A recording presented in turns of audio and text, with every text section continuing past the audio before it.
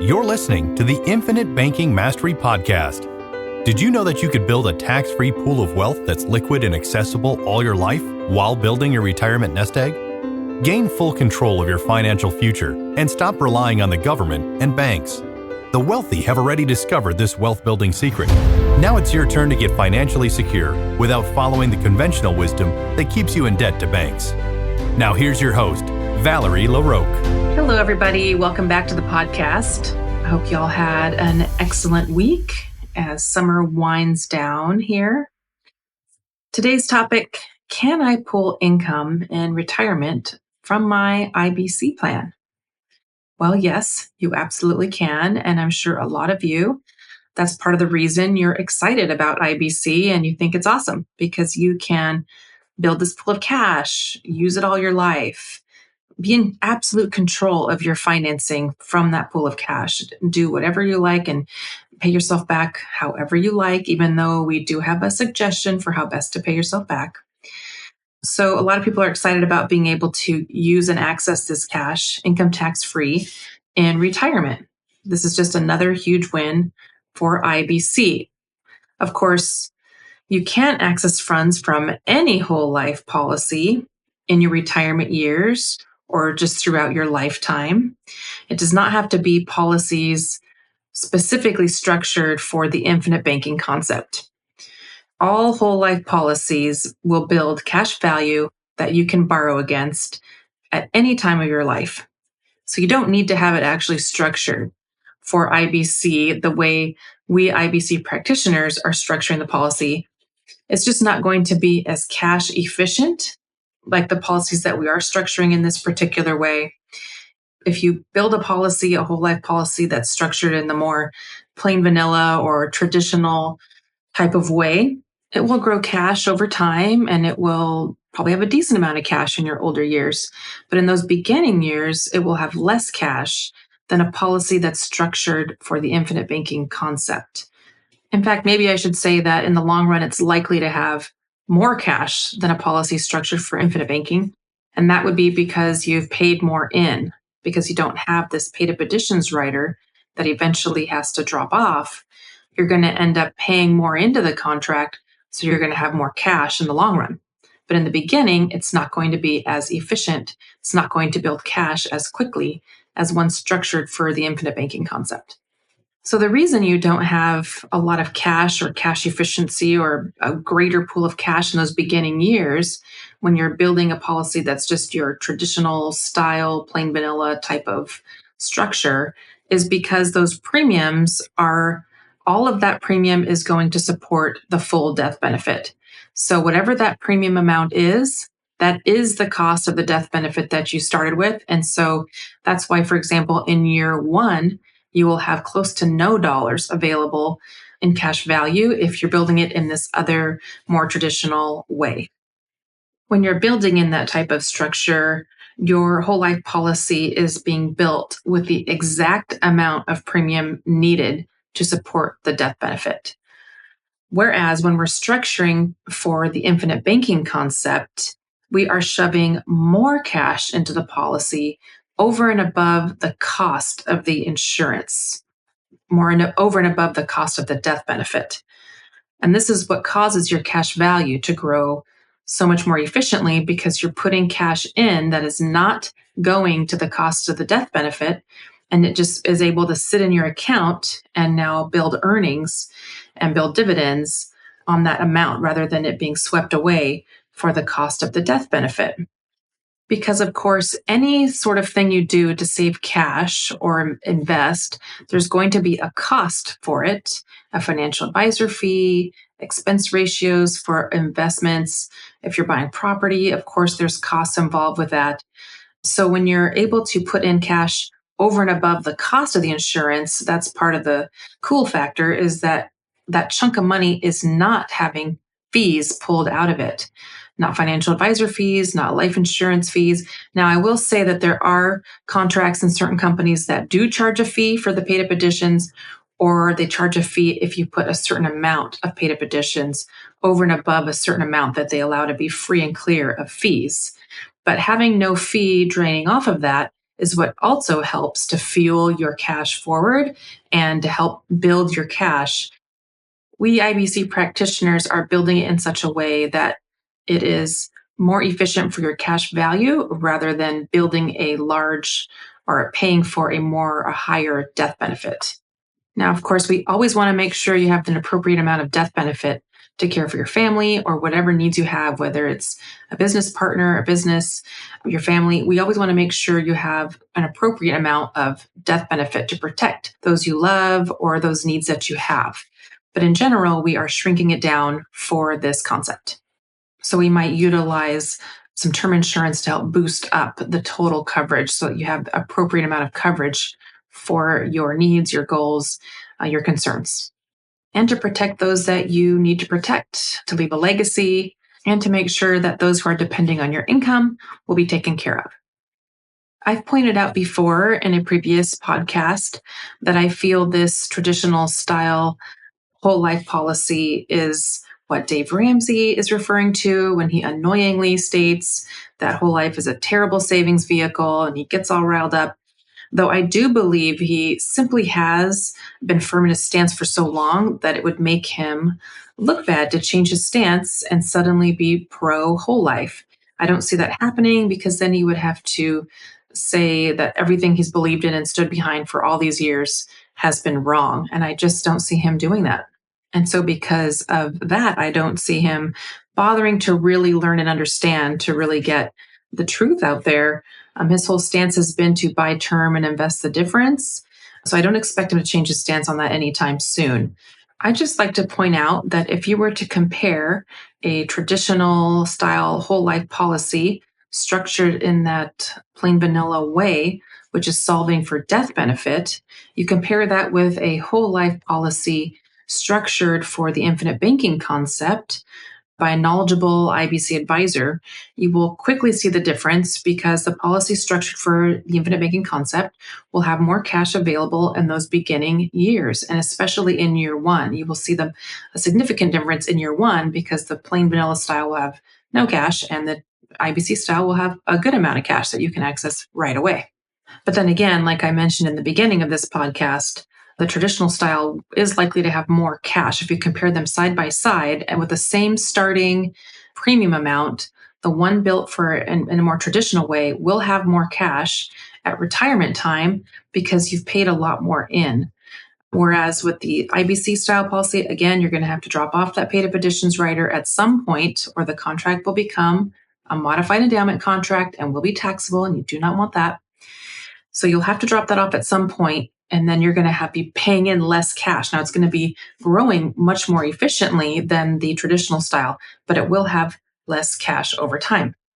And it will have especially less cash if you really, really squeeze down that base premium.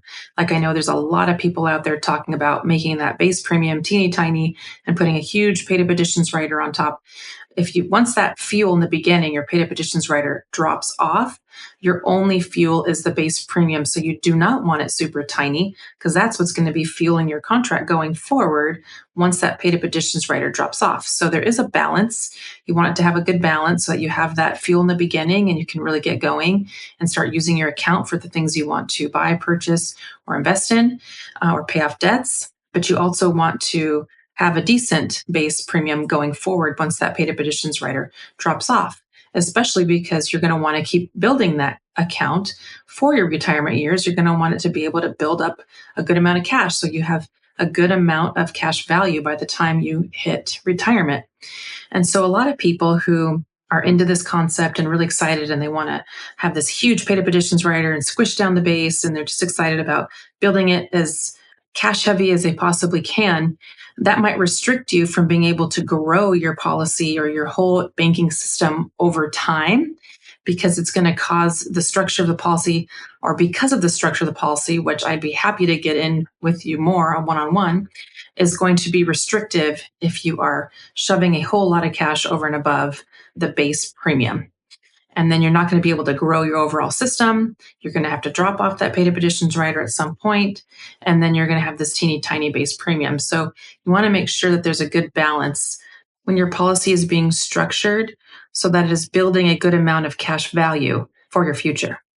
At the end of the day, of course, it's most important that a policy or a life insurance plan be structured to meet and to fit each individual's short-term and long-term needs. You can start with a goal in mind for how much cash you'd like to have in the future, or just kind of do whatever you can and start off with whatever you can when you're starting your policy. And we can project what that would do for you in that one policy, and then maybe do some planning around maybe in a year or so, or in the future, we'll open up a second policy, one on my spouse, one on my children. Once you do reach the year that you want to retire, you will have the option of stopping your premiums at that time. Although one of the contracts that I've been working with lately, it automatically stops premium at age 75 or 25 years, whichever is longer. And so you can continue with that and just let it stop at age 75. Most whole life contracts actually expect you to continue funding your whole life, or basically to age 98. But you also have the opportunity with any whole life contract to stop the premium sooner. I know there's 10 pays out there, 20 pays. I haven't really used 10 pay because it doesn't look as efficient as a different style of contract that I've used, but that is an option. But with any whole life contract, you can also stop the premium sooner. You just want to be careful that it's not going to mech. So there's a certain amount of years you want to keep it in force at a minimum before stopping all premiums, because then the contract could mech. Now, once you're ready to start pulling funds from your cash value account in your retirement years, a plan can be put in place that will allow you to be able to extract funds from the policy without having to pay it back. Because remember, all of your life, we're encouraging you that every loan you take to pay it back, pay yourself back with interest, and more interest than the company is charging you, so that you're building your overall system. But once you reach retirement, we expect that you're not going to be able to, you're not going to want to pay those funds back when you're taking out loans. So there's a certain structure and way to pull those funds out so that you do not have to pay them back. If you have more than one policy, then we can have a plan of how we're going to pull that out. We can create a plan of how best to pull those funds out in a manner that will best work for you. Numbers can be drafted from the company at that future time to show how much cash can be safely withdrawn or borrowed against the policy in those future years. You could choose to take funds for 10 years, 15 years, 20 years. We could get that illustrated out so that we can see the different amounts of cash that you could pull from the policy without causing it to lapse or mech. So clearly, if you did it for a shorter time frame, you'd have access to more dollars over that 10 years. If you want to stretch it out, you think you might live till 90 or something, you can stretch it out as long as you feel you need to. We are just always checking in with the company to make sure that we pull the funds out in such a way that the death benefit remains intact and that you do not have a lapse, that you do not mech the policy. So you can choose to pull funds over a set amount of years that we predetermine, or that is predetermined when you're ready to do it, or you can leave the cash there and have access to it when needed and just take lump sums of cash whenever it's needed throughout your retirement years. If at that time you have retirement accounts that you plan to pull from and live off of primarily or in conjunction with, maybe by the time you hit your retirement years, you didn't get an opportunity to build your cash value as large as you would have liked to. So you're going to be depending a lot on those retirement accounts. It is super convenient. It's super wonderful to have a whole life policy with cash value built that you can access if you're leaning on or depending on or getting most of your income from a retirement account, because in any down market year, that's a year you don't want to have to pull from your market account, because that just compounds the losses. So if it's a down year and you're needing income and you have this cash value account, and maybe you're not able to pull a huge sum of it for your retirement, but you do have a decent amount of cash in there, you could pull your income from that whole life policy instead of your retirement account in any down year to help keep your retirement account from getting lower and having compounded losses. That's a really great way that the whole life account can be leaned on as well, if that's not the place you're planning to get the bulk of your retirement income from, or to pull those dollars as needed in your retirement years. It's great to have one anyway, even if you're a big believer in retirement accounts and that's where the majority of your assets lie. In any down year, you don't want to have to pull from that account, those retirement accounts, because it just makes those losses were. So at least you have a whole life account that you can pull cash from. It works really great. One thing you want to keep in mind as you approach those years and you're starting to think about pulling funds out for your retirement after you've been building this account for so long is that you don't want your account to zero out at any time. You don't want the policy to lapse. So that's why there has to be a plan, or it's a good idea to have a plan in place when you're ready to pull regular amounts of income from it or cash from your policy. You just want to make sure it's not going to lapse, because if it did lapse, then you would owe tax on any gains. And I'm sure in your old age, you are not looking to have Uncle Sam come knocking on your door for a big fat check. No. On another note, if you are about to retire or are nearing retirement and looking for ways to create an income stream soon or now, or if you're 10 years away from retiring and you're wanting to set up or look for ways that you're going to be able to live off of an income stream that you cannot outlive, this is something else I'm able to help you with as well. Or if you're feeling it's time to put an IBC plan in place for you, I would be happy to work with you and help you. You can go ahead and just reach out to me directly at Valerie@alphaomegawealth.com. I hope this episode was helpful to you. Thank you for listening. Have a great week.